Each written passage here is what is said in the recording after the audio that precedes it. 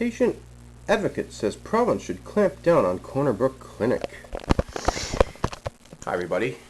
This is a bit of a lightheaded, groggy Jennifer McCreath today on April 23rd, 2015. Thought it'd be a perfect time to talk a little bit about two-tier health in Canada. Very interesting to see that there is a private clinic in Newfoundland offering services for fee, services which are already covered by our provincial health care plan. I see two major issues here, and I'm going to give you one argument for private health, two-tier, under certain circumstances, and an argument against in others. For services already provided and covered, technically there should be no reason to have a private clinic. If the government's already offering products and services and paying for them, then why would there even be a need for someone to pay double dipping, because they're already being taxed for the service? This leads to, I guess, what I would question is wait times and accessibility. Accessibility meaning access to the doctors, access to the services, and access to timely and affordable. Sometimes you got to pay up front and then get reimbursed. Sometimes you might be waiting 6 months to get a certain product or service. Sometimes you might have to travel to get to those services. And if you live in Corner Brook and you don't want to have to travel to St. John's to see a doctor, maybe it's a lot easier to whip out your wallet and pay 20 bucks and go see a doctor in Corner Brook. So I ask you, healthcare system, meaning the government plan, the very fact that this person is operating a business in Corner Brook and people are willing to pay twice as much, their taxes plus a fee, that's a sign that you're not doing your job well enough and that people expect more out of their government. Now let's talk about products and services that for some reason are not covered by MCP. There's a lot of medical conditions out there which require products and services that can be costly, important services that doctors say are necessary for people to maintain their health, that is not covered. Take me, for example. A lot of transgender-related medical products and services are either not covered at all, not provided locally, or you must jump through a million hoops to get them. Take, for example, the concept of sex reassignment surgery. If you live in Newfoundland and you require this treatment as per your doctors, MCP will not provide it, nor pay for any of it up front, or pay for any of your travel costs, unless you go to their hand-picked clinic in Toronto and sit on a 2-year waiting list. Which leads to another question. If there are products and services not funded, if the government says we're not going to provide this, then why should they prevent others from providing it? The government made it quite clear, we're not covering your trans stuff, Jen, that's on you. Unless you go to this clinic in Toronto and go through a 3-year waiting program. But guess what? Not only are we not going to make it accessible to you, we're going to force you to go away.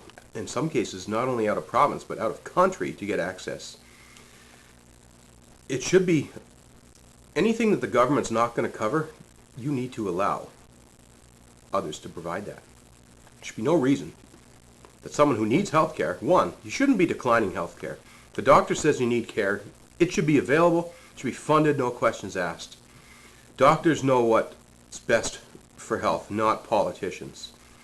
And if a doctor says you need care, then that care should be made available and covered. If for whatever reason the logistics do not allow for the public system to provide that in a timely and efficient manner, then they should form public-private partnerships. Mrs. out here in Corner Brook, okay. Instead of having her provide services that the government already provides, maybe get her providing services that you don't want to cover. Maybe there's services that aren't deemed urgent, but could be of a secondary nature. Form a partnership. The fact that I had to travel to Boston, United States, and Philadelphia, United States, to get health care that I had to pay for out of my own pocket, even though I had 2 doctors here in Newfoundland saying I needed this treatment, that's unacceptable. At the very least, I shouldn't have had to travel out of country. There should be options. First and foremost, I think the government should be paying for health care that people need. Second of all, it needs to be provided in a timely and efficient manner. Thirdly, there should be no unnecessary hoops, loopholes, or pay up front programs. If you have to try, I'm not saying every medical procedure should be made available in every town. But if you have to travel, one, if there's an option in Canada, stick with Canada. Don't be shipping people to the States. Don't force people to go to Thailand. Let's keep people in Canada, because that opens a whole other can of worms for travel insurance and all that sort of stuff.